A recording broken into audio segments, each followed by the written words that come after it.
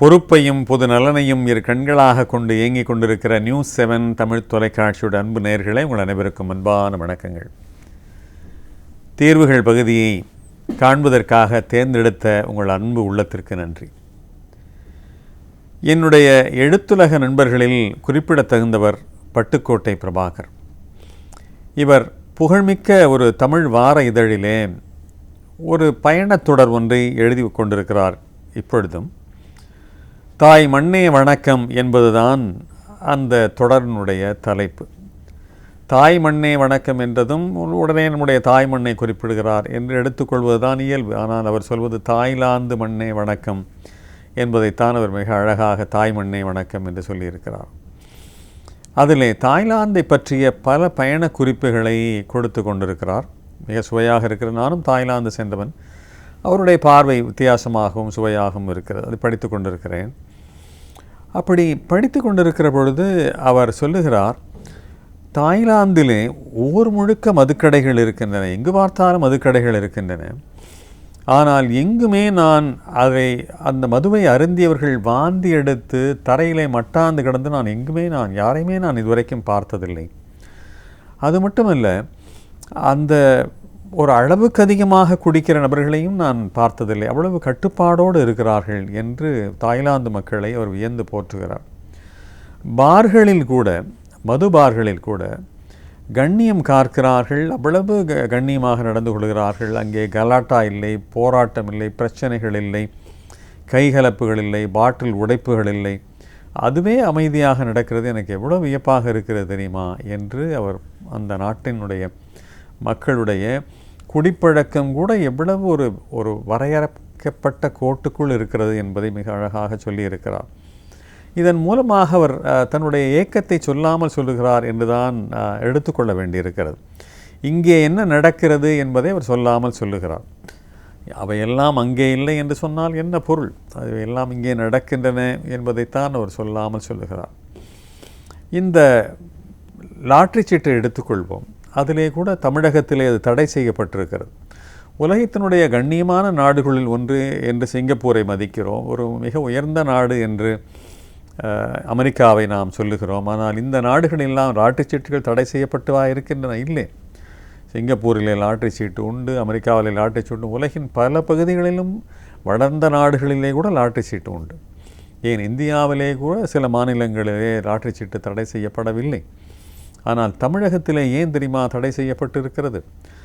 சம்பளத்தினுடைய பெரும்பகுதியை லாட்டரி சீட்டு வாங்கி தீர்த்த பல புகார்களை பார்த்துவிட்டு அரசாங்கத்திற்கே மனசு பொறுக்காமல் லாட்டரி சீட்டு இங்கே அனுமதி கிடையாது என்று மறுத்துவிட்டது. எனவே தமிழர்கள் எதையும் ஒரு கட்டுக்கடங்காமல் போகிறார்கள் என்பதைத்தான் இந்த 2 சம்பவங்களும் சொல்லாமல் சொல்லுகின்றனவோ என்று அரசாங்கத்தினுடைய பார்வையிலே இருந்தும் ஒரு எழுத்தாளருடைய பார்வையிலே இருந்தும் நாம் அறிய வருகிறோம்.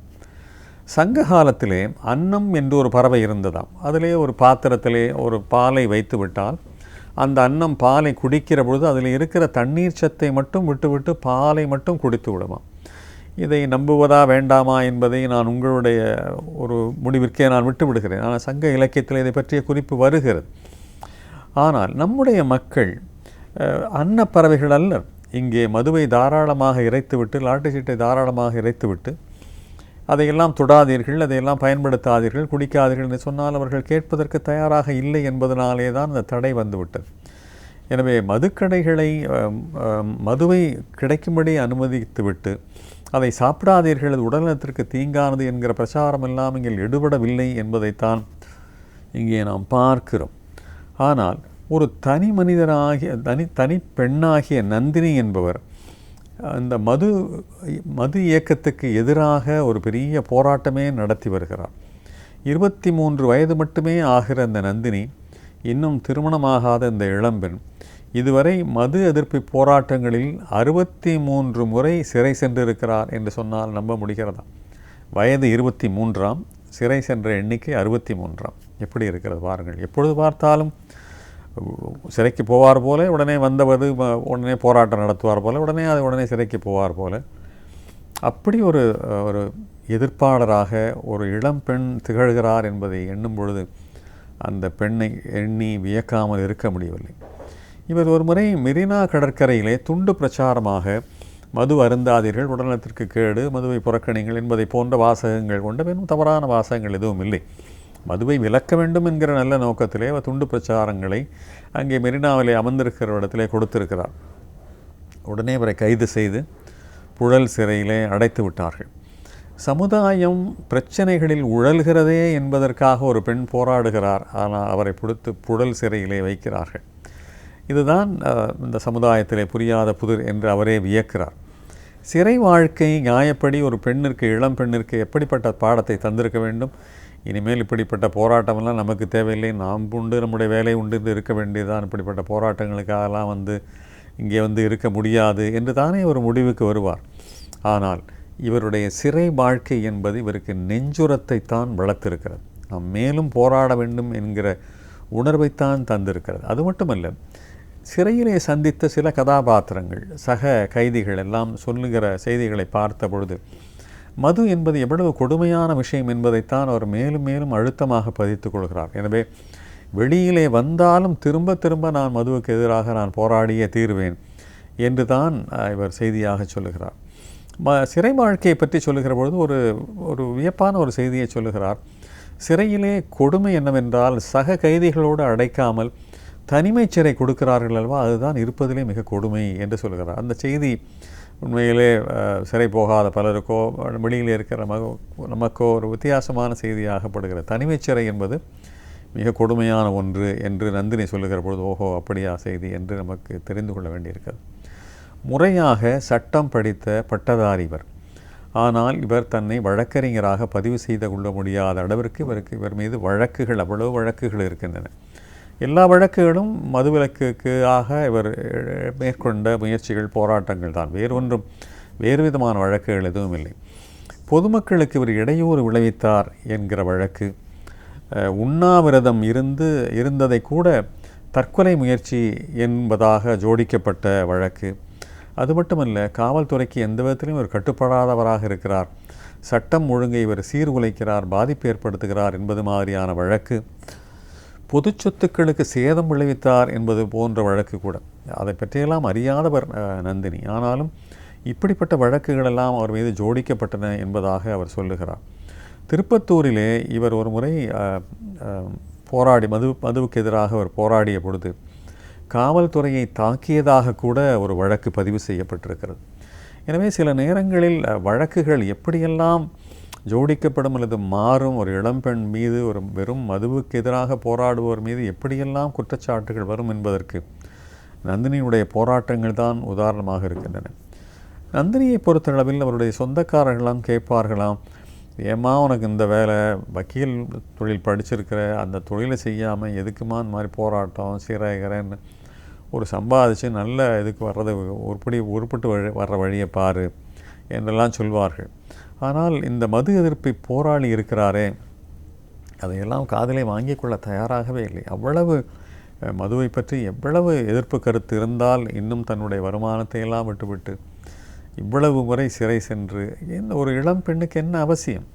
இவருக்கு பெரிய ஊக்கமாக இருந்தது ஐயா சசி பெருமாள் அவர்கள் ஒரு முறை இவருடைய போராட்டத்திற்கு ஆதரவாக பேசியது. அதற்கு பிறகு மேலும் சசி பெருமாள் ஐயா மதுவுக்கு எதிராக உயிர் தியாகமே செய்தவர் என்பதையெல்லாம் நாம் நன்கு அறிவோம். அவரெல்லாம் இவரை தட்டி கொடுத்திருக்கிறார்கள். எனவே இவருடைய உற்சாகம் கரை புரண்டு ஓடி இந்த 23 வயது பெண்ணுக்கு இவ்வளவு ஊக்கமும் உற்சாகமும் மதுவுக்கு எதிராக கிளம்பி இருக்கிறது என்று சொன்னால் அதுக்கு சசி பெருமாள் ஐயாவும் ஒரு காரணமாக இருந்திருக்கிறார். இப்படிப்பட்ட போராட்ட குணத்தை இந்த இளம் பெண் எப்படி வளர்த்து கொண்டார் என்பதை நான் அவசியம் தெரிந்து கொள்ள வேண்டும். இவருடைய தந்தையே ஒரு சமூக போராளியாக இருந்திருக்கிறார். சமூக அநீதிகளுக்கு எதிராக நிறைய போராட்டங்களை நடத்தி இருக்கிறார். அதுவும் எப்படி?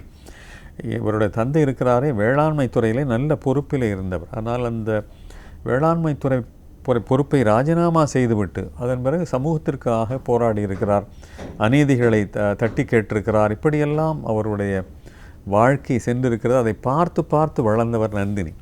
எனவே இவருக்கும் அதன் மீது ஒரு பெரிய ஆதரவு கருத்து ஏற்பட்டு இவரும் போராடி இருக்கிறார். அது மட்டுமல்ல, இவருடைய தந்தை இவருடைய 7 வயதிலே, நந்தினியுடைய 7 வயதிலே தந்தை நடத்திய போராட்டங்களின் போது அந்த கோஷங்கள் இடுவார்களோ அதற்கெல்லாம் வாசகங்கள் எழுதி கொடுப்பார்களாம்.